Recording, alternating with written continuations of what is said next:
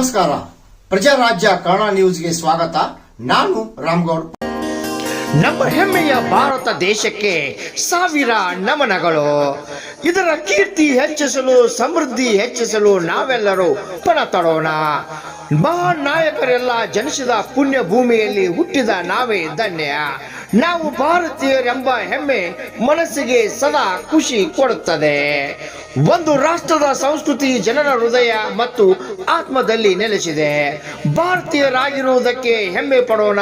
ಪ್ರಜಾಪ್ರಭುತ್ವದ ಹಬ್ಬವನ್ನು ಒಟ್ಟಾಗಿ ಆಚರಿಸಿ, ಒಟ್ಟಾಗಿ ದೇಶದ ಶತ್ರುಗಳನ್ನು ಸೋಲಿಸಿ, ಪ್ರತಿ ಮನೆಯಲ್ಲೂ ತ್ರಿವರ್ಣ ಧ್ವಜ ಹಾರಿಸಿ, ನಾವೆಲ್ಲರೂ ಜಾತಿ ಧರ್ಮ ಮರೆತು ಭಾರತೀಯರು ಎಂಬ ಮನೋಭಾವನೆಯಿಂದ ಒಂದಾಗೋಣ.